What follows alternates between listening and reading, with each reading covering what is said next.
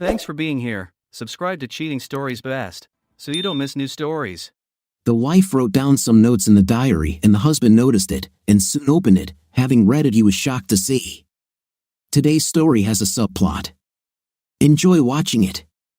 It was almost 6 o'clock in the evening when Patrick Dunn finally made it home. Wednesday night, he had worked an extra hour and a half to finish the wiring work that Wayne Fall, his boss, had assigned him that morning. By staying at work, he was able to complete the task almost half a day earlier than expected. I must say he worked like hell all day and felt it in his aching muscles. It was almost a good thing that his wife Glenda had left that morning for 3 days of seminars in Columbus. He had initially offered to take the day off and accompany her on the trip, but she insisted that he stay, reminding him that they were going on a cruise during spring break. They already had tickets, and he had already booked a vacation for that trip. The tickets were displayed prominently on the middle shelf of their sideboard so they could see them every time they looked into the dining room. Patrick was a little surprised that there was no message on the answering machine confirming that she had arrived safely. She had decided to make the 3-hour drive instead of taking one of the local flights, which was also an option. If you remembered correctly, registration started at 7 in the evening, so he decided to call her and press the speed dial button on the wall phone to contact her cell phone. The phone rang only twice before she answered. "I was just about to call you, Patrick. You must be reading my mind," she said, sounding happy, and he could hear the crowd buzzing around her as she spoke. He wasn't surprised that she knew who was calling, since caller ID would have shown that the call was from a home phone.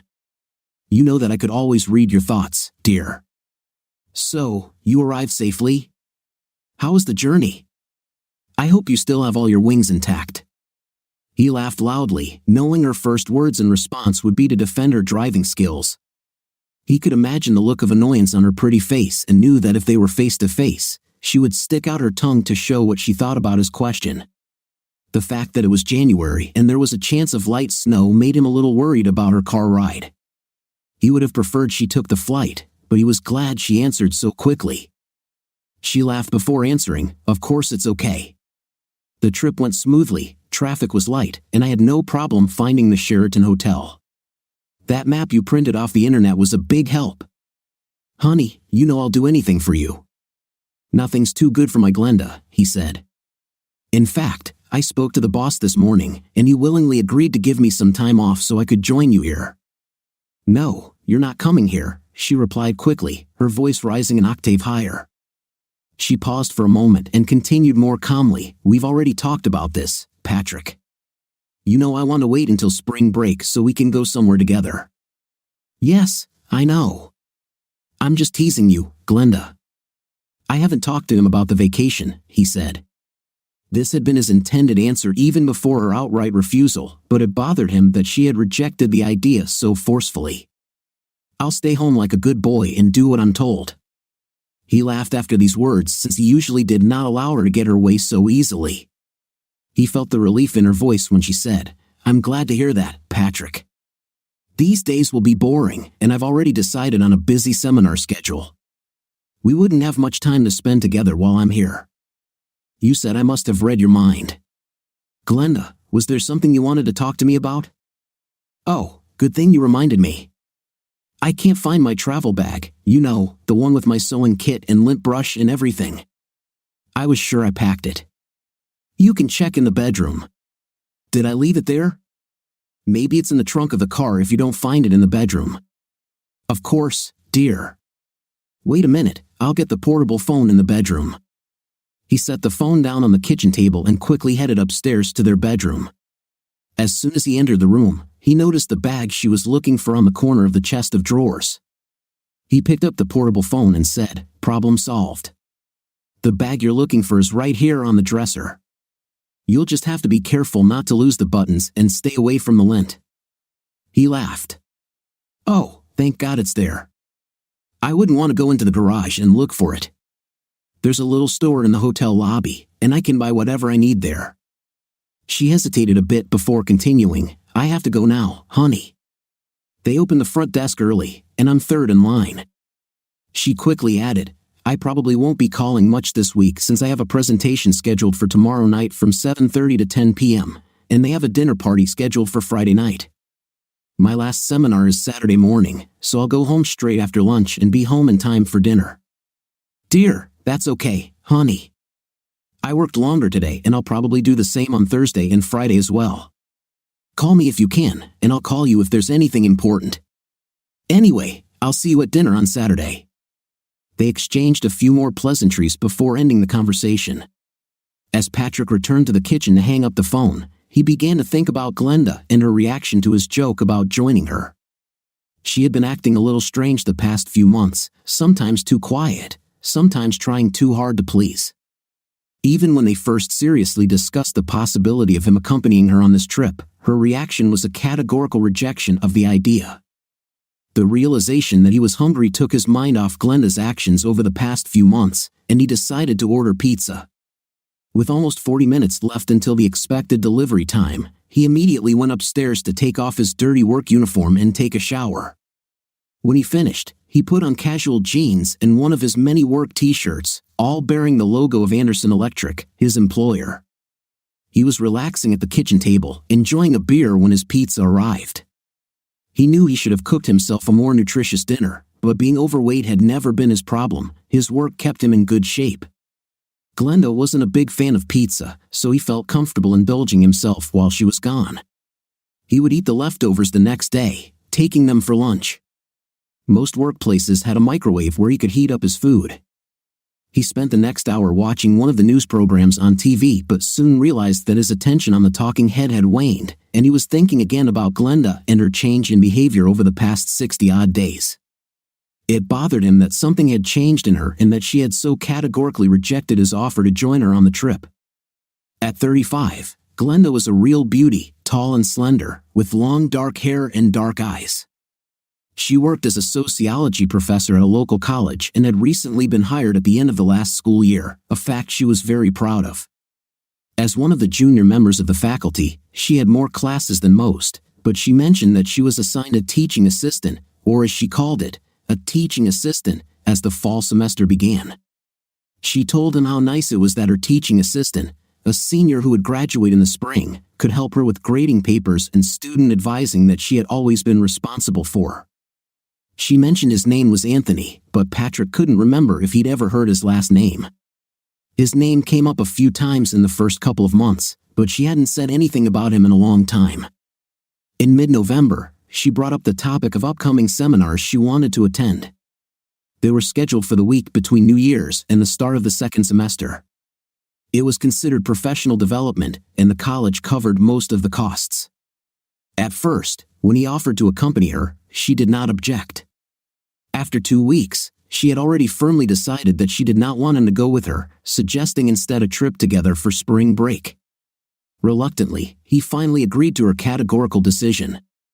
There was little talk about the workshops at Christmas, and they had a wonderful holiday with family and friends. He noticed several large envelopes containing registration materials, and her registration was quickly sent back. She seemed to be looking forward to the trip and even started packing her suitcase a few days before the new year. However, she was always organized, and this was quite typical for her. A little after 8 o'clock, he returned to their bedroom intending to continue reading the book he had left unfinished on the nightstand. When he saw the bag Glenda had mentioned on the phone, he decided to put it back on the shelf in the closet where it was usually kept. As he picked up the bag, he noticed it was sitting on top of Glenda's diary, a book he thought she usually kept in her briefcase. They had been married for 8 years, but he rarely saw her diary as she always hid it. Once, immediately after the wedding, he jokingly asked her to allow him to read it, but she categorically refused, making it clear that it was for her personal and private use. She described it as her thoughts or memory and said it was meant for her eyes only. They never discussed it again, and in fact, he had only seen her diary open in her hands a couple of times during their 8 years of marriage. Both times, he took her by surprise, and when she saw him, she immediately closed the book and latched the small lock, effectively barring his access. Patrick suspected that she wrote in her diary when she was in her office at college, although she could do it at home while he was at work. Their schedules didn't line up completely. She was usually still home when he left and would be back by the time he finished his shift.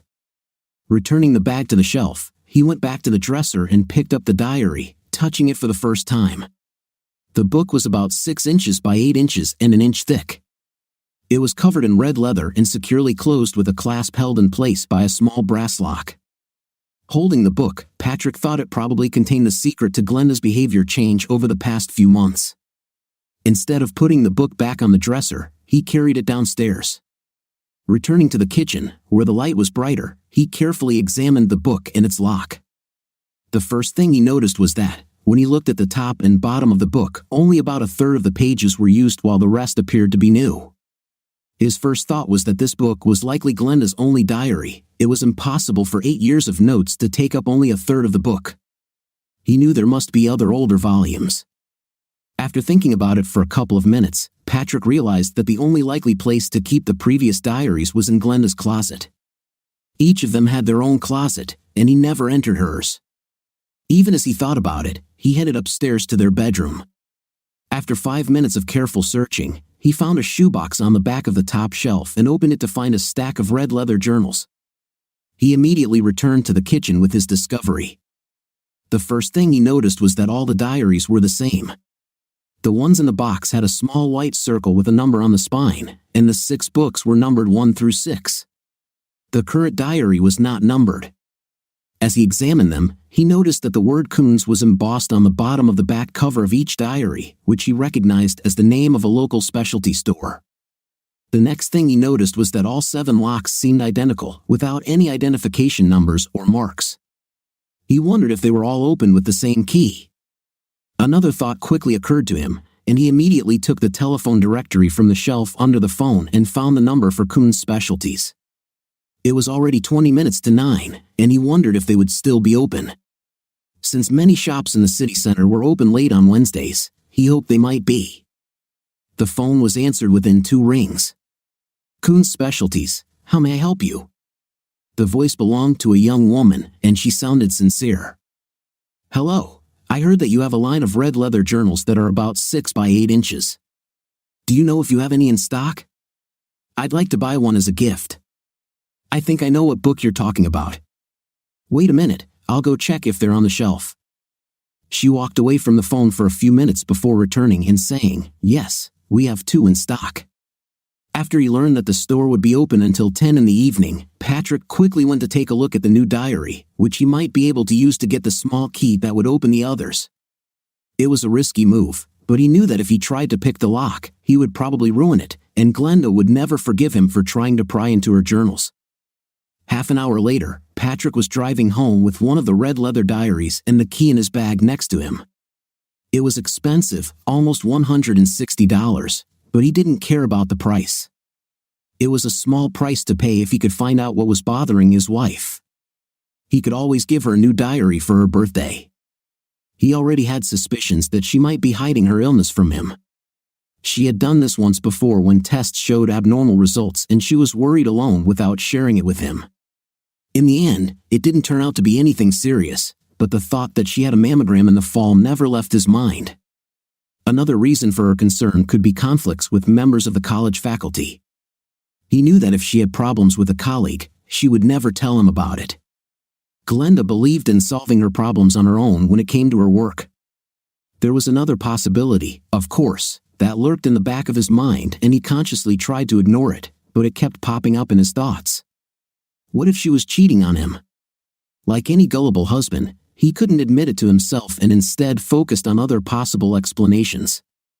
In some ways, they were an unusual couple. He was an inch shorter than her, with short blonde hair and blue eyes. His body was muscular, while she was tall and slender. They had known each other in school and even met several times after high school. They went their separate ways. Patrick began training to become an electrician, and Glenda went to college and graduate school. They met again by chance at the beginning of her final school year when they were both invited to a mutual friend's birthday party. They hit it off immediately and got married a month after she graduated. By then, he was already a master electrician and had recently made a down payment on a small house. This house was their home for the first 5 years of their marriage, but since Glenda was now earning a good salary and Patrick was working full-time, they decided to move to a larger house. They had already discussed the possibility of having a child or 2 and had decided that Glenda would stop taking the pills by the end of the school year. When Patrick returned home, he wasn't entirely sure that the key to the new diary would fit the locks on the diaries he found. The key, kept in a small brown envelope inside the diary box, seemed very small to him. He began to think that perhaps he should have simply asked the salesman if all the locks were the same. He had already decided that if the key didn't work, he would forget about it. If each lock was unique, he wasn't going to waste time searching for hidden keys to Glenda's journals. Anyway, 5 minutes after he walked through the door, he was sitting at the kitchen table with a stack of journals and an open can of Coke in front of him. He had a small key in his right hand and was looking at the 7th diary, the one that contained Glenda's most recent entries. He knew that if he tried this key and it fit, there would be no turning back. He would open the diary and read what she had made clear was intended for her eyes only. He sat there for a few minutes, trying to decide if he wanted to cross that line. He was afraid that he would accidentally reveal to her that he was peeping and she would never trust him again. After all, his concern for her health and the constant unspoken questions in the back of his mind gave him the push he needed to open the lock. The key fit perfectly, turned smoothly, and the lock clicked open. After a few seconds, the book was available for his study, and he opened it to the last page. The top of the page was dated the previous day, and about 3/4 of the page was filled. He quickly began to read the neat handwriting written on the page. It took him a minute to read the lines, and by the time he had finished, he had turned pale. His face had lost all expression, and his eyes had taken on the shiny look that tears give. He slowly stood up, picked up his can of Coke, and walked to the kitchen sink. Standing there and looking out the window, he slowly clutched the can of Coke, apparently not noticing that the drink began to overflow and flow down his hand into the sink. Finally, he noticed his wet and sticky hand, threw the can into the sink, and washed the sticky mixture off his fingers. After drying his hands with a paper towel, he picked up a stack of journals and the key and walked slowly into the living room. He placed a stack of books on the nightstand next to his chair, turned on the lamp above it, and sat down in his favorite chair. Once he was comfortable, he took the 7th diary and opened it to the first page. He had a clear idea of how the story ended. Now he needed to find out how it started. The page he read forever changed his idea of an ideal wife and their ideal life together. He needed to know the details of how this happened, and he hoped the diary would provide them. Instead of reading the events in reverse order, he chose to read them in chronological order. For a while, he considered going straight to the Sharon Hotel, going up to room 412, and talking to his wife. He quickly decided that this would most likely lead to disaster, as he would either become a prime candidate for a traffic accident in his rush to get there or be unable to control himself if he made it there unscathed. His only option would have been to call her, but he was afraid that he would break down when he heard her voice, and he was too proud a man to want to expose himself that way. The top of the first page was dated early June, just over 6 months ago. He began to read carefully, looking for anything that might be relevant to the devastating information Glenda had written on the last page. None of the notes about the summer months contained anything that could help him understand his wife and her plans. There were several mentions of her happiness in life, her husband, and how her career had gone since she was hired. Everything he read was supposed to make him happy and proud, confident in his marriage, but he knew how the story would end when he reached the last page. This knowledge spoiled everything good he had read. In early September, Glenda finally wrote an entry in her diary that related to what Patrick was looking for. He sat down in a chair and reread the relevant part of the entry twice. September, date, Dear Diary, my new assistant came into my office today. He's a little taller than me, maybe an inch or so, and has black hair, dark eyes, and a short, scruffy beard that looks more like an unshaven one. He introduced himself as Anthony Romano and reminds me of someone, maybe a movie star. He left me a printout of his grades and seems quite qualified. Patrick began to read the diary more carefully, looking for any other mention of Anthony Romano, the teaching assistant. The next 2 entries contained nothing but thoughts about her classes and how they were going. She seemed quite content, although perhaps a little nervous about how she would handle one of the larger classes she had. It had over 100 students, and she wondered how she would be able to accommodate that many. September 15th. Dear Diary, Anthony is now helping me with my big class. He answers students' questions when I am busy preparing materials for the lecture. I have noticed that my female students seem very enthusiastic about him. I overheard two of them discussing him as they left class, noting that he looked a lot like Leonardo DiCaprio. That's probably why he seemed familiar to me. As he continued to read, mentions of Anthony Romano became more frequent. Now he read even more carefully, stopping from time to time to reread some passages. September 20th. Dear Diary. Now classes are getting better. Several students dropped out. I think they may have felt that the course would be too difficult for them. I noticed that while I was lecturing, Anthony sat in one of the front rows and seemed to spend all his time watching me. I'll have to give him more work. September 24th. Dear Diary. I had about 3 hours of free time this afternoon and was working on a reading assignment when Anthony came into my office. He stayed to help, and the work moved quickly with both of us making copies and selecting articles to include. The recording continued with a long paragraph in which she mentioned her intention to talk to Patrick about how children could fit into their future. This was the first entry he found that mentioned this topic. September 30th. Dear Diary. I caught Anthony's eye again during the lecture. I frowned at him, and I'm sure he knew what I meant, but he just grinned and continued to watch me. At the end of each class, at least a couple of female students approach him and ask him questions about the lecture. None of them seem to want to come to me for information.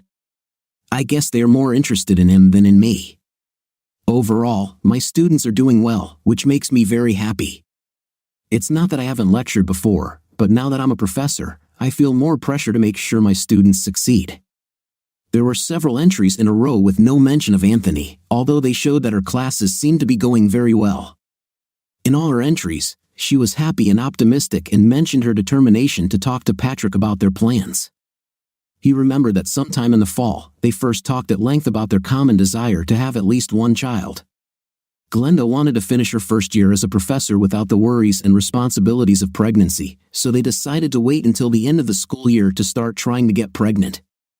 October 8th. Dear Diary. I'm so excited. Patrick and I have promised to have children, and I plan to go off the pill as soon as the spring semester ends. I told Anthony about all this, and he seemed very happy for us. We were in my office, and he walked over to where I was sitting at my desk, took my hand, pulled me to my feet, and then hugged me very tightly. He caught me off guard, and when he seemed reluctant to let me go, I had to gently push him away and remind him that my office door was open and anyone could walk by. October 10th. Dear Diary. Anthony came to my office this afternoon, and I have to admit I'm a little worried. I didn't see him come in and didn't realize he was there until I heard the door close and lock. When I looked at him, he smiled and said, "Now no one can pass by and see us." I clearly told him to open the door, and he did. He hung around for about 15 minutes before finally leaving. Now I wonder what he meant when he locked the door. October 11th. Dear Diary. I was preparing questions for a first quiz when Anthony walked in today. He stayed to help, and it really made the job easier. He apologized for closing the door yesterday, and I told him it was okay. When I asked him why he was so interested in me, he replied that he liked the company of mature women much more than girls his age. I told him that I was happily married, but I must admit that I was very flattered by what he said. The idea that he could potentially be more interested in me than some of the younger women at our college fills me with surprise. October 13th. Dear Diary. I expected Anthony to come into my office today, but he didn't. I was a little disappointed because I wanted to talk to him more about what he said about being interested in mature women. October 15th. Dear Diary. There were several students in my office today when Anthony walked in.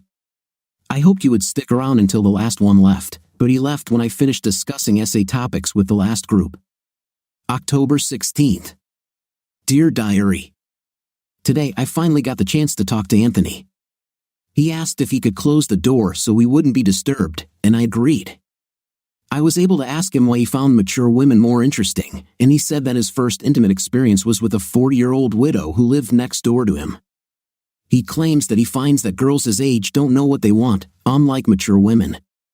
I stood leaning against the table, and while he was talking, he came up to me. Before I could think about it, he hugged me. If I ever had any doubts that he found me attractive, he put them to rest. I wanted to show him that I wasn't mad at him, so I let him hold me for almost a minute before I gently pressed myself against him. He immediately let me go but took me by surprise when he leaned forward and kissed me. He then turned and walked out of my office without saying a word. Now I understand that I should have stopped him at that moment and reminded him that I was happily married, but I didn't do this. Now, I constantly replay that moment in my thoughts when I give them free rein. Patrick was concerned because it was clear that Anthony was constantly testing boundaries, and Glenda was not reacting in the way he thought was right. He left the book open on his chair while he went to get a fresh can of Coke. Returning to his chair with the book in his hands, he was ready to continue reading about the apparent seduction of his wife. October 20th. Dear Diary. Late this afternoon, as I was getting ready to leave the office and drive home, Anthony appeared at the door and asked if I was busy. As soon as I said no, he came over and locked the door behind him. He completely ignored my request to open the door and immediately approached me. He took my hands and said that he had been thinking about me constantly for the last 4 days. He said he wanted one more kiss. I told him that I was not a widow looking for a lover and that his pursuing me was wrong. He said he understood but asked for a kiss for his birthday. I thought it would be the easiest way to get rid of him and agreed, but now I regret it. I didn't know what to say, so I apologized for not having a card for his birthday. He grinned and said it was all right, his birthday was in July. I should have been angry at him for deceiving me, but I just couldn't. I laughed at his trick to get a kiss. He thanked me for the wonderful kiss and left my office. I don't know what's happening to me, but I'm afraid that he's starting to influence me. I need to be more careful around him in the future. The next 3 entries did not mention Anthony. Glenda was busy grading a small test she administered to her large class and correcting her students' essays. Patrick thought it was strange that Anthony was not involved in these tasks, but there was no indication in the diary as to why he was not there. October 30th. Dear Diary. For the first time, I don't know how to tell you about my day. I guess I just need to describe what happened. I don't know how I'll be able to deal with Patrick when he gets home because I'm afraid he'll see me and immediately understand everything. It all started when Anthony walked into my office this afternoon. I was busy reading and didn't hear him come in, and his cheerful hello took me by surprise. When I looked up, he was closing and locking my office door. For some reason, I didn't say anything about this. When he came to me, he took my hands and lifted me from the chair. He didn't give me a chance to say a word before he started kissing me. I feel so ashamed. There's no excuse for not stopping it right away. He just smiled and said, "Don't try to say you didn't like it." I didn't say anything, and he said, "I knew it." When I finally found my voice, I told him to leave. He smiled slightly and said that he would see me tomorrow. I realized that I'm not handling the situation with Anthony correctly. He makes it so hard for me, and I'm sure he knows it. Maybe I should talk to Patrick about this, but I just know he won't like the way I've let this play out. The worst part is that I find myself thinking about Anthony from time to time. Patrick read this entry for the 3rd time and realized that he was again so angry that he would lose control if Anthony was in front of him. He never thought he was capable of extreme cruelty until this moment came. November 2nd. Dear Diary. I think I finally stopped worrying about how I'll look in front of Patrick. That first evening was the most difficult. Every time I spoke to Patrick or he looked at me, I was sure that he would understand what happened in my office.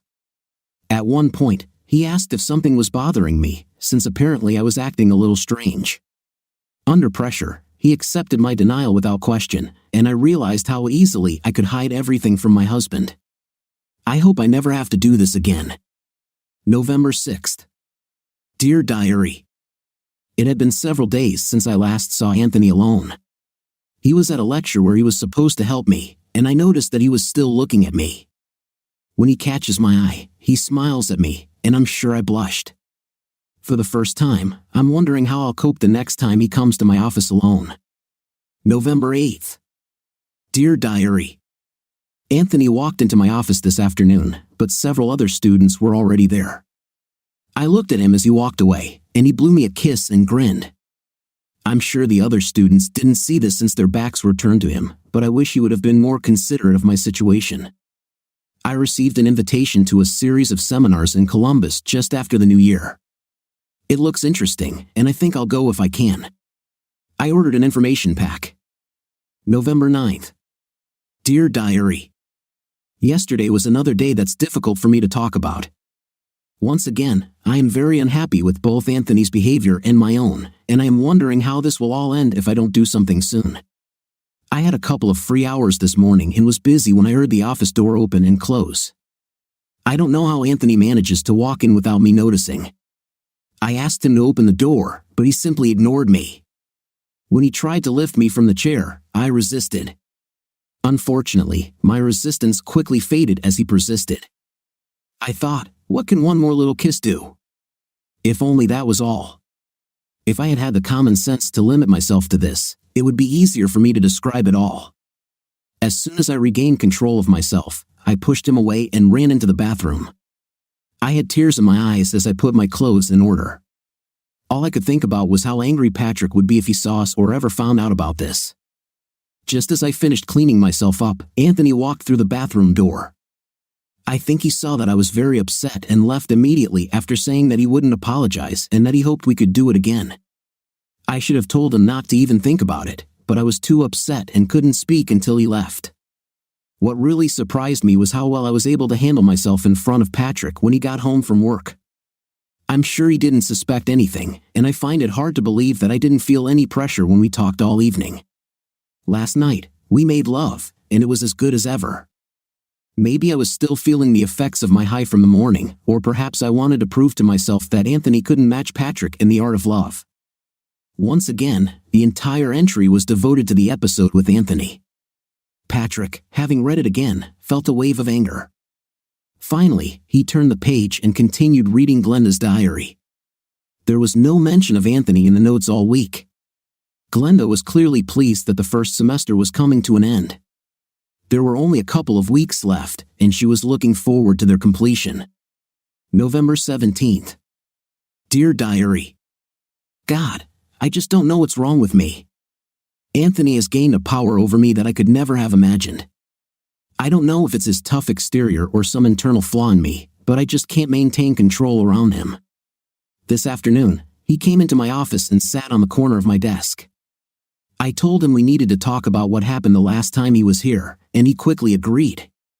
He just watched and smiled while I explained how wrong it was for us to be in any kind of relationship. I reminded him that I was happily married and that my profession might suffer if anyone found out what we had done. While I was talking, he just nodded and smiled. When I finished, I leaned back in my chair, confident that he understood my position. Despite my reasonable approach and confidence that the situation had been resolved, it was not. A few minutes passed, though in reality it was only about 40 seconds, and he asked if I wanted to lock the door myself or if he should do it. I was at a loss for words, and after a short pause, he stood up, closed, and locked my office door. We've entered dangerous territory, and I just don't know what to do about it. A big part of me wants to stop him as my assistant, but another part of me says we didn't do anything that bad. I'll never be able to tell Patrick about this, and luckily there's no way he'll ever find out. My office is on the 4th floor, and there are no buildings that can look in on us. All this happened just an hour ago, and I still feel euphoric. Hopefully, my emotions will be back to normal before I return home to Patrick. This recording was also difficult for Patrick. It was clear that the situation was quickly escalating, and he already felt that he did not know his wife as well as he thought. He had already decided to read all of her diaries, no matter how long it took. He read the 2 pages over and over again. Having finished, he looked at his watch and noticed that it was already 2 a.m. He knew there were still many pages ahead, but he couldn't put the book down.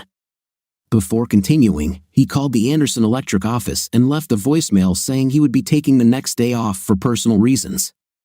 He had not yet made a final decision about what he would do, but he knew that his life had already changed forever.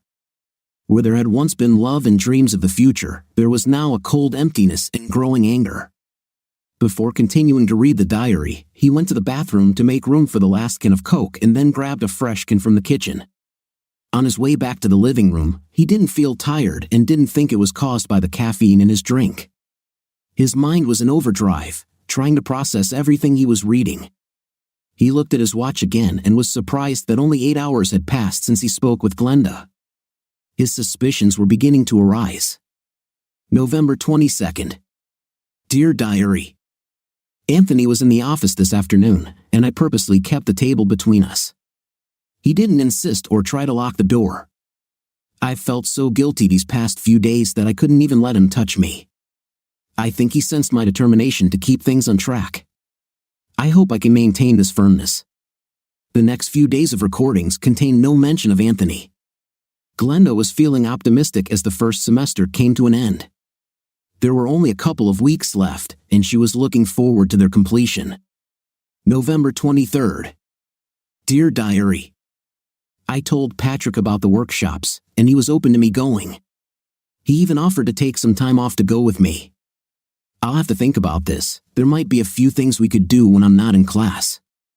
Apparently, Glenda's decision not to have Patrick accompany her to the seminars changed dramatically between November 23rd and mid-December.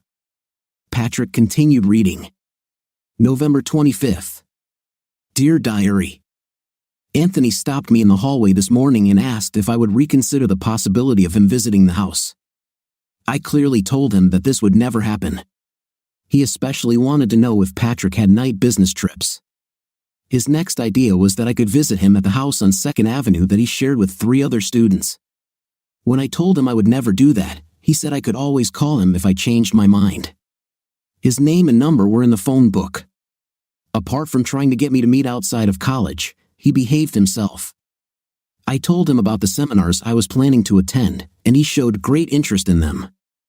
I told him they were for teachers only, but he just smiled. November 30th. Dear Diary. Yesterday was another day that will be difficult to write about. I feel like I've completely lost myself. I barely slept last night, and even Patrick seemed to sense that something was wrong.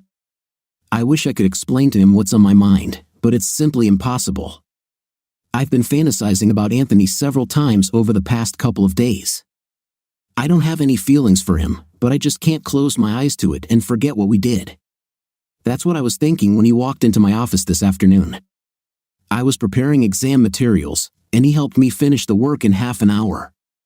After I thanked him, he simply stated that he was going to lock the door. What was wrong with me that I couldn't stop him? I just stood there and watched as he closed and locked the door. When it was over, I grabbed my clothes and ran to the bathroom. I locked the door and got dressed, crying. How could I let this happen? Anthony was dressed and gone when I finally came out of the bathroom. Everything in the office was the same as before this happened. I spent the rest of the day at my desk with the door closed, alternating between tears and thoughts, trying to understand how this happened. Perhaps I should consider seeing a therapist. As Patrick read this entry, he saw that Glenda did feel genuine regret and upset but could not find an excuse for what happened, an act in which she clearly took part of her own free will. His heart grew darker as he read, and the words had a very negative effect on his usually generous and happy personality.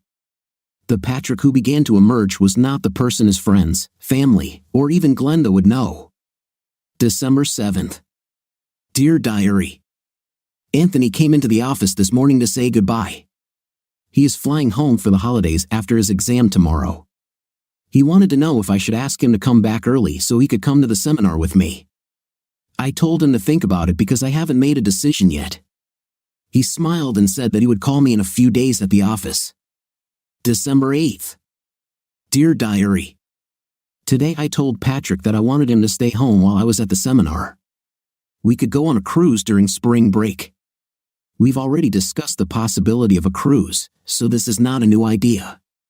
He wasn't happy about it but eventually agreed to stay home. I feel terrible lying to him about the trip. I haven't decided whether to take Anthony with me yet, but I think I want to keep the option open. I've thought about our romance many times on the couch in my office. I don't understand why I'm considering this possibility. I'm so happy with Patrick and our life together. I never think of Anthony in terms other than as a bed partner. There is no love here. It would be nice to spend some time with him without rushing, as he is definitely an experienced lover. I wonder if he will call me or forget about this idea. December 12th.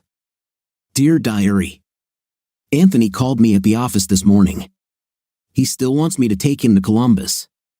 He suggested that I call there and book 2 adjoining rooms so that no one would ever see us entering the same room. His idea of describing him as my brother and booking the room in his name seems perfect. He said he would call again tomorrow to see if I made a reservation, and if so, he would call them to pay for my room with his credit card. Now I need to decide if I'm going to knowingly cheat on Patrick. December 14th. Dear Diary. Anthony called again today. Apparently, he tried to contact me yesterday, but I wasn't in the office. I actually called and made a reservation, as he suggested. I felt terrible doing this. We were given numbers 412 and 414. Today, he is going to call and pay for number 414 with his Visa card. He sounds excited. I can't say I'm really excited, but I think I'm looking forward to it. Anthony will leave at the end of the spring semester and is no longer participating in the assistantship program. I hope I won't be tempted to date him again after our 3 nights at the Sheraton. I don't know what it is about Anthony that captivates me so much. Many handsome men used to look at me, but I never gave in to temptation. I think he's one of those guys who just intuitively knows how to push all the right buttons. At least, that's how it is with me. God, I hope Patrick never finds out about this. It will kill him. He doesn't deserve this at all.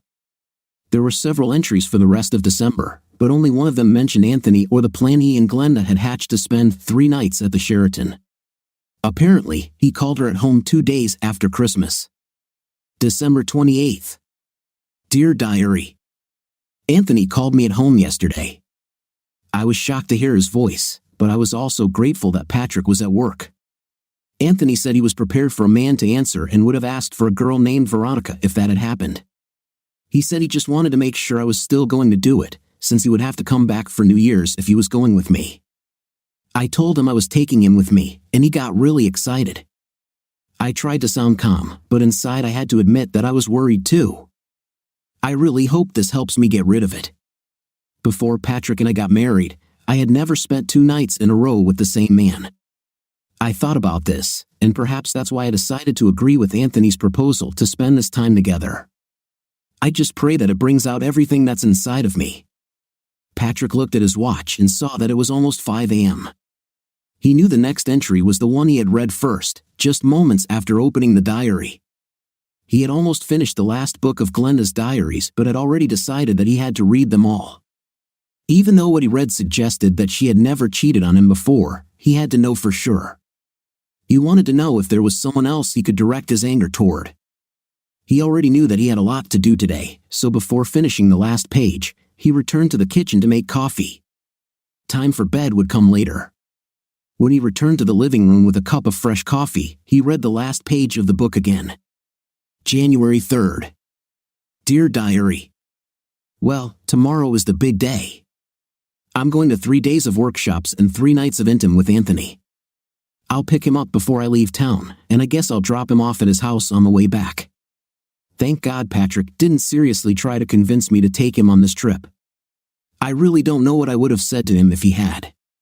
Patrick found a map for me on the internet so I wouldn't get lost along the way. This afternoon, while he was at work, I checked online and found that there was a Victoria's Secret store in the mall next to the Sheraton. I think I'll buy some really pretty outfits for Anthony and then wash them before I come back to wear them for Patrick. I don't really like the idea, but he'll never know. I can't believe I'm so excited about this trip. I also wonder if Anthony expects me to do something that Patrick and I have never tried. I'm not sure I would want this to happen, as it would be difficult to offer Patrick anything new. He might wonder where I got the idea from. Perhaps if this happens, I'll save everything I learned for our cruise, since I can always say I just decided to be adventurous. I've already started packing my things, and I hope Patrick doesn't think it's suspicious. The last thing I want is to make him suspicious. I just reread all my thoughts for today, and I'm wondering if I can actually do this. What happened in my office was very spontaneous. If Anthony and I spend even 1 night together on this trip, it will be planned well in advance. There is no way I can justify this, even to myself, as a moment of weakness. I guess I can also tell Anthony I'm refusing and pay for his room and travel expenses. Patrick finished the 7th journal and sat sipping his coffee, thinking about all the details he had been reading for the past 9 hours. As he sat there, he began to formulate a plan that he could work on over the next 3 days. He had already decided that his marriage was over. Even if she reneges on her agreement with Anthony, he will never be able to trust her again. Even the thought of forgiveness seemed hopelessly unrealistic. As time passed, he felt his love for Glenda drain away and his hatred for Anthony grow exponentially. Just before noon, Patrick got up from his computer and went to get his cordless phone. As soon as he took it out, he sat down at the computer again and dialed the number from the screen. "Peep Investments, how can I help you?" The woman who answered the phone sounded very businesslike, and Patrick noticed it immediately. "Do you handle divorce cases?" Patrick wasn't sure what to call what he wanted to do, but he assumed it was usually related to divorces. "If you mean, do we take photos of cheating spouses and things like that, then yes." "Do you want to talk to a detective?" The woman's professionalism reassured him. "Yes, I would like to talk to someone. This is exactly the kind of work I need done."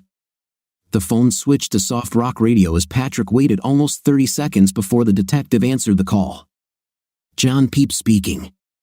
As I understand, you need evidence for a divorce. How can I help?" The man also sounded very businesslike, and Patrick immediately began telling him his story. "Well, I think my wife is cheating on me with a man at the Sheraton Hotel near the airport. I would like to know if you can provide photographic evidence and how much it would cost." Patrick wasn't too sure exactly what he needed to know or how to phrase his request. "Sheraton Hotel, understood. We can arrange this. Is this happening now? What time frame are we talking about?" Patrick felt comfortable and replied, "My wife is there now. She will stay until Saturday morning. She's in room 412, and the man she's dating is in 414. These are adjacent rooms. They were there last night, but I didn't decide what to do until this morning. My wife is attending a series of seminars, and the person she's dating just joined her." He wondered if the detective would catch the unintentional pun. John Peep must have gotten the joke because he laughed quietly before saying, "I'll need a few extra details, and I'd like to know what kind of surveillance you need first. Could you provide their names and descriptions?" Patrick described his wife and offered to email a photo if necessary. He had found the company's website but didn't want to waste time emailing. He also provided Anthony's full name and gave a vague description from his wife's diary. "It's quite simple, Mr. Dunn. We can install cameras in their rooms this afternoon and leave them there until the weekend after they check out. It only takes a few minutes to install the hardware, and I just checked my Sheraton files. We have a contact person who will allow us to enter the rooms for a fixed fee per entry. If you do not need to monitor them constantly, you won't have to pay an hourly fee for our services. I think the $1,800 flat fee will cover everything if you only need photographic evidence. You mentioned cameras. Would it be much cheaper with just one camera? I just need confirmation that they were together. In fact, I'd like to have everything done tonight. If there are photographs to prove they spent the night together, I would like to have them by tomorrow evening," Patrick said, still figuring out the details as he went. "We don't know which room they're using, so we'll have to install cameras in both. The cost is reasonable, considering the high quality of the equipment used and the expenses involved, like paying a maintenance person to enter 2 rooms twice, once to install the equipment and once to remove it, which will cost $100. "Sorry, I didn't think about that. I've never done this before. I assume you'll want to pay in advance? I can pay by credit card on your site, if that's appropriate." Patrick was now determined to make things work. The man he was talking to seemed like a professional, and he didn't want to travel far to meet him in person. Using the website will be fine. When filling out the form, use case number 1372A. This will help our accountants keep everything in order. As soon as I see your payment, I'll immediately go install the cameras. We'll create a DVD with what we record on the cameras. I will need your name and address for shipping. That seemed simple enough to Patrick, but mailing the DVD wouldn't help him much. "Could you just keep the DVD until I contact you? What I need now are photos to confirm they actually met there. I don't want anything explicit, just pictures that clearly show they're cheating. You could email them to me tomorrow, and I'll print them here. You're the boss, Mr. Dunn. I can easily take photos from video streams. The DVD will remain on file until you request it." Patrick provided his phone number and paid by credit card while they remained on the line. After confirmation of payment, the detective promised to immediately begin installing the cameras. Satisfied with his agreement with the private investigator, Patrick finally succumbed to the lack of sleep he had been enduring. He stretched out on the sofa and soon fell asleep. By late afternoon, he awoke somewhat refreshed, but definitely hungry. After eating the warmed pizza, he returned to his chair, opened the first of the 6 completed diaries, and began to read. It went much faster now because he didn't have to reread anything or spend much time thinking about the content. He had just finished the first volume and stood up to stretch his legs when Glenda called a little before 10 p.m. He felt surprisingly comfortable talking to her, and neither of them hinted at the fact that they had secrets.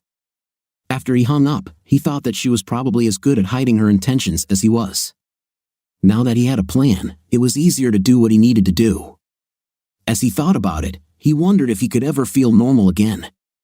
Before starting the second volume, he went over his plans again.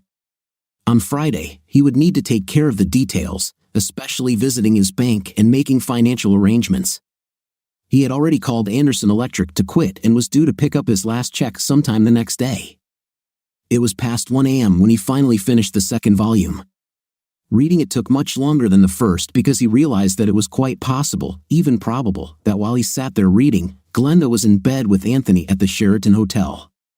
His thoughts constantly wandered from the written pages to the restless scenes playing out in his imagination. Patrick was very tired by this point and finally decided to get a few more hours of sleep if he could. He knew he wouldn't be able to sleep in the bed he and Glenda always shared, so he stretched out on the couch again. Surprisingly, he was able to fall asleep and woke up around 7 in the morning, feeling rested. After a quick breakfast, he began reading again, starting with the third volume. By midday, he had finished volumes 3 and 4 and was able to set the journals aside while he worked on his to-do list. The first thing he did was visit Anderson Electric to pick up his last check and clean out his locker.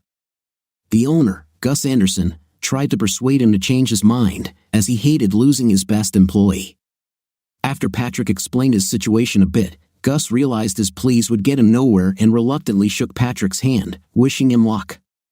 He managed to get Patrick to promise to return to Anderson Electric in the future, if possible. His trip to the bank took a little longer, as there was a lot of paperwork. When he was finally able to leave, he had a bag containing more than $2,000, the entire amount he could withdraw from his joint and personal accounts. He had hoped for more, but additional funds would require Glenda's signature. The money he was able to withdraw was meant to cover his current needs. It was almost 4 p.m. when he returned home, and the first thing he did was check his answering machine. There was a message from Peep Investigations, and after gathering his courage, he dialed the direct line to John Peep. John Peep speaking. How can I help? This is Patrick Dunn calling you back. Were you able to install the cameras and get any results? Oh yes, Mr. Dunn. We installed cameras in both rooms yesterday afternoon and captured results around noon today. Both rooms were empty when we entered, so it went very quickly. Patrick hesitated before asking, was there anything on the tape? He almost held his breath as he waited for John Peep's answer. Well, Patrick, this is never easy for me to say, but your suspicions have been confirmed. We have all the evidence you need for your divorce. They spent the night in your wife's room. I've transferred the footage to DVD, and it's here for you whenever you want to pick it up. You mentioned you wanted 3 stills from the video, and I have them ready to email if you still want that. The information brought tears to Patrick's eyes, which surprised him. Despite everything he had read, knowing that visual evidence existed somehow turned the situation from possible fiction to harsh reality. Yes, please email me the photos. Thank you very much, Mr. Peep. If everything is paid in full, I believe our business is concluded. Yes, your payment completely covers the bill. Are you sure everything is okay? Your voice sounds a little different than yesterday. I know there's often a lot of emotional pain involved in these situations, and to be honest, I'm a little concerned.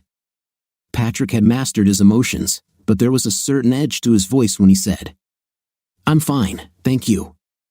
I'll be sure to let you know if I need anything else. Well, I'm sure your lawyer will want a copy of the DVD if you decide to file for divorce on the grounds of infidelity. In any case, We will keep it on file for a year or until we receive your instructions. You know, many of my clients have told me that therapy can help in such situations. This isn't my area of expertise, but I understand that information like the DVD I have here often takes a real toll on the injured party, and a good therapist can help you deal with that. Please don't worry about me, Mr. Peep. I know what I need to do to get through this. Thank you for your professional help. Patrick hung up before John Peep could say anything else. His face was now a mask, hiding any emotions, no matter what they were. He was still sitting in the kitchen when he heard the computer beep, signaling the arrival of an email. He walked quietly into the room where the computer was and opened the email from Peep Investigations. After looking at the 3 attached photographs, he sent them to be printed on a printer loaded with 8x10 photo paper. A few minutes later, he held in his hands physical evidence of his wife's infidelity. As requested, none of the photos were explicit. After one last close look at the photographs, Patrick placed all 3 in a brown envelope that was waiting for him on the table. Leaving the envelope on the kitchen table, he returned to the chair in which he had spent most of the last 2 days and picked up the 5th diary. Just before midnight, Patrick finished the last 2 volumes of Glenda's diaries. As he sat there thinking about all 6 volumes, he realized how closely Glenda had always matched his expectations of her. There were very few surprises in the pages of those 6 books. There was no indication that she had ever even thought about betraying him. He learned many little secrets about her, things that helped him understand certain situations that had arisen in their past. He also discovered that she was more insecure than he had realized, as many of the entries showed her lack of self-confidence. One thing that stood out was her obvious deep love for him, which made her actions with Anthony even more incomprehensible to Patrick. The real surprise for him was that their meeting at that birthday party many years ago was not accidental. He learned that when someone casually mentioned that the birthday boy knew Patrick, Glenda became excited at the thought of meeting him again. At her request, she was invited to the party, and the rest was history. Reading the 2 volumes kept him so busy that he didn't even notice that Glenda had not called, and that he was now very hungry. As he prepared a sandwich and a drink, his mind was completely occupied with memories of Glenda and Anthony, replaying their roles from the night before. His thoughts remained dark, strengthening his determination to carry out his plans. Whether it was the late dinner or the 8x10 photos of Glenda and Anthony appearing before his eyes every time he closed them, he slept restlessly that night. A little after 7 in the morning, he gave up trying to sleep again and got up to start the day he had been preparing for over the last 2 days. He had a lot to do and decided to start early. At 8:30 a.m., he called his only close relative, his brother Samuel. They weren't exactly at odds, but they rarely saw each other outside of the obligatory Christmas visit. It had been just 2 weeks since Samuel, his wife Mary, and their 2 children, Sam, 12, and Brenda, 10, had visited him. Patrick noticed that his brother was surprised to hear that he was going to come over for a short visit that morning. Luckily, Samuel and his family had no other plans.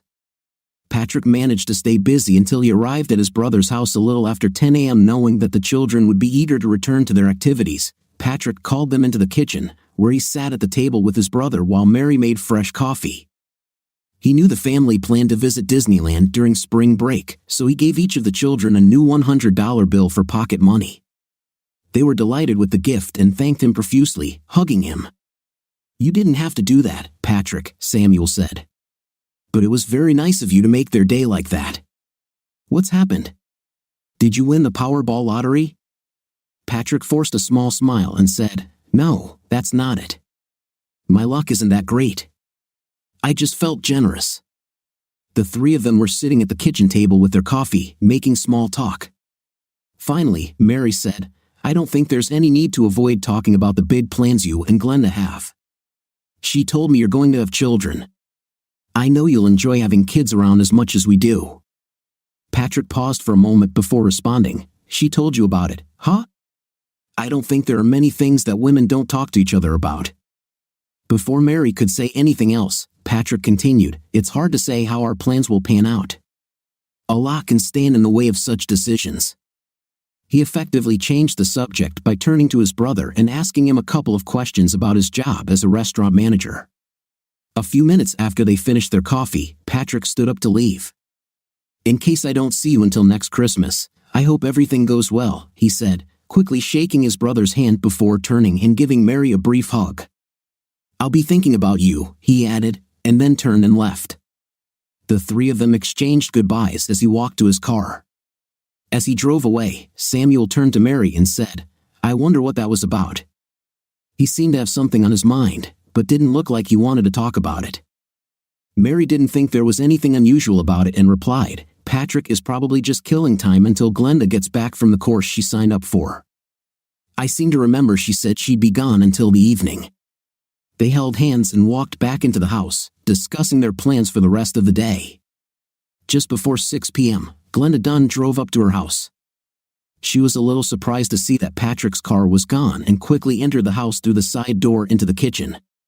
She had premeditated her first meeting with her husband after returning home and was a little confused that he wasn't there, only silence answering her call as she entered. The fact that she had come home to an empty house was not part of her plans. In a way, she realized this might be a good thing, as it would give her time to unpack and put the clothes from her suitcase into the washing machine. She was already planning to take another shower, unsure if the morning shower had completely washed away all traces of Anthony. As she walked past the kitchen table, she noticed a piece of paper in the center, weighed down by a salt shaker. Realizing it must be from Patrick, she took it. "Glenda. Gus called me from the office this morning. He was stuck without a senior foreman for some urgent work at the Ville Center, and I agreed to help him. The overtime will come in handy. I'll be back tomorrow afternoon. Patrick." Glenda was slightly unhappy about the note, although it did give her time to do whatever she wanted before seeing her husband for the first time since the trip. She placed the note on the kitchen counter and took her suitcase upstairs to put everything in the wash. She had already decided that instead of a shower, she would take a nice long hot bath. After transferring the clothes that needed washing into the laundry basket, she was carrying it towards the bedroom door when she noticed her diary on top of the tall dresser. She immediately remembered that she had left it with the emergency bag on Wednesday and picked it up to take it downstairs. She was relieved to see that it was where she had left it, untouched. She had intended to update her diary during the trip but hadn't been able to because she had forgotten it.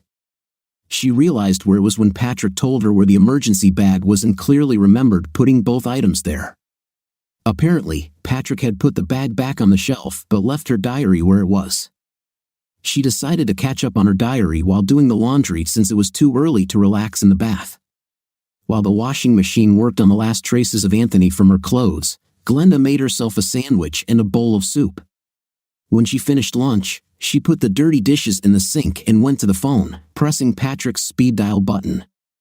It rang twice before she realized the sound of a ringing cell phone was coming from the basket on the kitchen counter. The basket was used by both of them to store keys, cell phones, and sometimes a wallet or spare change. After hanging up, she walked over to the counter and took Patrick's cell phone from the basket. "Crap. How can I contact you now?" It was strictly a rhetorical question, and after she asked it, she returned to the kitchen table and placed the diary in front of her. The small brass key that opened the diary was in her wallet, attached to a piece of red yarn. She quickly used it to open the lock, and after removing the lock, she opened the book to the first blank page, took a pen, and began to write. January 7th. Dear Diary. The most intense 4 days of my life have ended, and I hope I can remember everything I wanted to tell you. Some things will be unpleasant to write down, but I have to do it. When I picked Anthony up at his house, it was obvious he was looking forward to the trip. He kept trying to touch me during the ride, and it irritated me a little. He finally left me alone when we got onto the highway after I warned him that someone I knew might see us. The farther we drove from the city, the more relaxed I became, and I began to enjoy his attention. When we finally arrived, we stopped at the mall before heading to the Sheraton, and while he went to the pill store, I went to Victoria's Secret to find some intimate lingerie. He must have been running back and forth because he joined me in the store before I could buy anything. He made several suggestions, and I finally bought one set that he liked and two that I chose. The one he wanted me to buy was a little tacky, in my opinion. I wore it for him on Wednesday night, and he doesn't know it, but I wrapped it in an empty bag and left it in the trash when we checked out this morning. There was no way I could have worn it for Patrick, especially knowing Anthony had picked it out. I also decided to throw away 2 sets that I bought because I didn't want anything to remind me of our nights at the Sheraton. I know I can't erase all the memories, but I'll try. On Wednesday evening, Anthony joined me in my room. Thursday night was similar to the previous night, except that I started thinking about Patrick. I finally realized after that first night that there is a huge difference between intimate and love. On Thursday night, I told Anthony that was it. The novelty I enjoyed the first night quickly wore off, and I began to realize how much I preferred making love to my husband. I didn't want to start a fight with Anthony, so I didn't tell him anything until we were about to go to bed. He got very angry, and for a while, I was even a little afraid of him. Since it was late, we agreed to stop arguing and both fell asleep pretty quickly, although I was already starting to make plans on how I would make it up to Patrick. On Friday morning, I spoke to Anthony through the locked door and told him not to plan on coming to my room again. He said it was fine and that he would find another partner for Friday night. He added that I wasn't the only cute female sociology professor staying at the hotel. Indeed, after our final dinner, I saw Anthony with one of the women who had attended several sessions with me. I know she's married, but she was just as into Anthony as I had been. You can't imagine how relieved I was when I realized I wouldn't have to argue with him about intimate on Friday night. As I lay in bed that night, I began to realize that Anthony was a predator, targeting older women whom he could manipulate. I am ashamed to admit that I was one of those he managed to control. I was afraid the ride home with him would be unbearable, but it actually went pretty well. Now that I could see Anthony for who he really was, I remained calm during our conversations. He seemed to have had enough night, as he behaved decently. He didn't argue much when I told him I didn't want to see him again. I think he realized he couldn't control me anymore. I had a lot of time to think on the way home, and I had already decided that on Monday morning, I would make an appointment with a psychiatrist or psychologist. I need to make sure I never cheat on Patrick again, and to do that, I have to understand how Anthony managed to get the better of me. I need to address this and control, or eliminate, this obvious flaw in my character. I would rather die than give in to such temptation again. I also decided to dedicate the rest of my life to making amends with Patrick, even if he never finds out why. It's enough that I carry this terrible secret. I can only pray that he never learns the truth. There's one more decision I've made. If Patrick agrees, I will stop taking the pills when my current prescription runs out in 12 days. The prospect of having children has started to excite me, and there's no point in waiting any longer. When Glenda finished writing her long entry, she used her pen as a bookmark, left the diary on the table, and went upstairs to prepare her bath. She took a cordless phone with her in case Patrick called. Once the bath was filled to the desired level, she added some bath oil, lit the candles, and immersed herself in the water. Lying there, she finally closed her eyes and let the warm water relax her. She was so relaxed that she almost fell asleep, but then she had a strange sensation as if she were being watched. Slowly, she opened her eyes and turned her head toward the bedroom, but no one was there. She went back to relaxing and continued thinking about how to make up for her foolish affair with Anthony. An hour later, she returned to the kitchen feeling refreshed. After switching the clothes to the dryer, she sat back at the kitchen table to reread her latest journal entry. She was momentarily confused when she noticed that the pen was missing from the book. She was sure she had left it between the pages but quickly realized her mistake when she saw it on the kitchen counter, next to a wicker basket. Picking up the pen, she opened the diary and began to read. On Sunday morning, Glenda woke up refreshed and ready for the next stage of her life. After cleaning the house in the morning, she showered and changed into an outfit she knew Patrick liked. By noon, she was sitting at the kitchen table with a cup of coffee, a large roast beef just starting to cook in the oven. Her peaceful afternoon was interrupted by a knock on the side door. She was both surprised and concerned to see 2 large men at the door. One was a young uniformed policeman, standing slightly to the side with his hand on the handle of his holstered pistol. The second man was older, wearing a suit and coat, and holding his police ID in front of him. "I'm Detective Rankin, and this is Officer Reynolds. We're from the Springfield Police Department, and we're looking for Patrick Dunn. Can you tell us if he's home?" Relief was evident on Glenda's face as she quickly said, "Patrick is at work right now. The moment I saw you, I was afraid something had happened to him. I'm his wife, by the way. Maybe I can help you?" The two men exchanged quick glances before the detective said, "Maybe we better go inside. It's a little chilly out here." Glenda stepped away from the door and said, "Of course, come in." She led the two men into the kitchen before continuing, "Why are you looking for Patrick? What could the police want with him? He never gets into trouble." The detective responded, "We received a call this morning reporting a homicide. The call was recorded, and the number from which it was made was traced to your husband's phone. We are now working with his carrier to determine where he was when the call was made." Relief returned to Glenda's face as she said, "Well, obviously there's been a mistake. I tried to call my husband last night when I got home, but his phone was left here at home. It's in that basket over there." She pointed to a wicker basket on the kitchen counter. Skepticism was clearly visible on the detective's face as he said, "Can I check the phone?" With that, he walked over to the basket and examined it for a few moments before picking it up and returning to the kitchen table. "I don't see any phone here, Mrs. Dunn. Are you sure you're not confusing it with another day?" Shock registered on Glenda's face as she realized the basket was indeed empty. She quickly walked over to the counter and looked around, even though it was obvious that there was nothing else on it. "I don't understand. His phone was here when I tried to call him last night," she said, looking between the officer and the detective, clearly upset and worried. "Well, I can't explain why the phone isn't where you say it should be, Mrs. Dunn. But I have to believe that the call traced to your husband's phone was actually made from it." The detective opened his briefcase and took a few notes before continuing, "Does your husband know a Mr. Anthony Romano?" At the mention of the name, Glenda was even more surprised, and her face went white for a moment before she said, "I know Anthony Romano, but my husband doesn't. Anthony was my teaching assistant last semester." The men exchanged glances again before the detective said, "So there's no reason your husband would have anything against Mr. Romano? Are you sure he didn't know him?" Glenda looked panicked as she replied, "No. Patrick never met Anthony." The detective took a few more notes before looking at her and saying, "Well, your husband seemed to know Mr. Romano well enough to report his murder." Glenda was so shocked by this statement that she sat down at the table, stammering, "Anthony is dead? He was on the trip with me. I dropped him off at his house around 5:30 last night. How could he be dead?" Detective Rankin sat at the opposite end of the table before asking, "What was your relationship with Mr. Romano? Could it have given your husband a reason to kill him?" Glenda's face paled as she replied, "Anthony was just an older student who worked as my teaching assistant.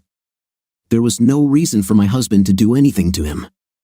Although she said this, her tone was unconvincing. The detective gave her a few seconds of uncomfortable silence before continuing, "When we arrived at the address your husband provided, we found evidence that Mr. Romano had been attacked at the entrance to his home. In the hallway, we found a travel bag and signs of a struggle." Glenda began to cry quietly as the detective described the scene at Anthony's house. "The estimated time of death was between 6 and 8 p.m. yesterday," he said. Glenda interrupted, "Patrick would never do that to anyone. He's not like that." Her tears had almost stopped, but it was clear that she was more angry than upset now. The detective checked his notes again before saying, "According to state records, your husband is licensed to carry a .25 caliber semi-automatic pistol. One of the bullets that struck Mr. Romano was recovered from a chair to which he had been tied. Our technicians have tentatively determined that it was a .25 caliber round. The question of motive still remains." Detective Rankin pulled 3 photocopies from his briefcase and placed them on the table in front of Glenda. "These are copies of 3 photographs found at the crime scene. Their location on the table next to Mr. Romano indicates that he was shown these photographs before his death. I don't think you've been completely honest with me about your relationship with Anthony Romano or your husband's interest in him." Glenda picked up the photocopies and looked at them in shock. As the detective spoke, she realized what the photos depicted and began to cry even harder. "No. Patrick couldn't have known," she sobbed. The detective was about to continue when his cell phone rang. He said very little during the 3-minute conversation, mostly jotting down notes. As he wrote, Glenda grew quieter, sitting with her hands covering her face and crying softly. When the call ended, the detective looked at Glenda and said, "Your husband's call was made from Windsor, Ontario. Local police there worked with the telecom provider and found his phone. It was inside a cloth bag, along with his credit cards and a .25 caliber pistol registered to him. The bag was found in a trash bin in the Walmart parking lot. There was no sign of him or his car, though his car's license plates were also found in the trash. Authorities believe he may have stolen plates from another vehicle in the lot to blend in with Ontario traffic. This news offered no comfort to Glenda, who continued to cry inconsolably as she sat at the table. After they had watched her for a few minutes, the detective pulled out another photocopy from his case and placed it in front of her. It was an image of a small brass key with a ruler next to it. There's a small key in the photographs. We don't know its significance. Do you recognize it? Glenda looked at the photo and immediately grabbed her wallet. After a few seconds, she pulled out the diary key from her wallet and held it next to the photo of its identical counterpart. At that moment, she completely lost her composure and sank into a chair, exhausted. The only words that could be made out were diary and Patrick. The two men stayed with Glenda for almost 15 minutes, waiting for her to calm down. They convinced her to call someone to come be with her. When it was confirmed that her sister would arrive within a few minutes, they finally left. As Officer Reynolds walked toward their cars, he asked, "Do you think he'll be caught quickly?" "It all depends on how well he can hide in the next couple of weeks. He hasn't committed any crimes in Canada, so I don't know how actively the local police will pursue him. He's not a serial killer. If he can keep a low profile, the longer he stays free, the less likely he is to be caught. If he's still at large in 6 months, we may have to request television coverage of the case. Some of these most wanted shows do well." Officer Reynolds considered the detective's answer for a few seconds before asking another question. "What do you think is wrong with her story about the cell phone? It seemed like she genuinely believed the phone was there yesterday." "Yes, I agree. I don't think she was lying or confused. I suspect he returned home, but for some reason, didn't follow through with whatever he intended to do. While he was there, he probably saw the phone and decided to take it with him." The young officer looked puzzled and asked, "Well, if he was home, why didn't he let her know? It seems strange to come back just for the phone." Detective Rankin stopped and looked at the junior officer, saying, "Think about it. Patrick Dunn has just killed her lover and returned home. The only reason I can think of for him to come back is to kill her too, and maybe himself. I don't know what changed his mind, but I don't believe for a second that he came back just for the phone." Reynolds nodded slowly, considering the detective's words. Finally, he said, "I imagine Mrs. Dunn will eventually realize how close she came to losing her life, and will wonder why it didn't happen. I wonder how she'll cope with that. What do you think of our story today?" In my opinion, Patrick was right to open his wife's diary because he learned a lot of interesting things. What do you think? Let me know in the comments. See you in the comments.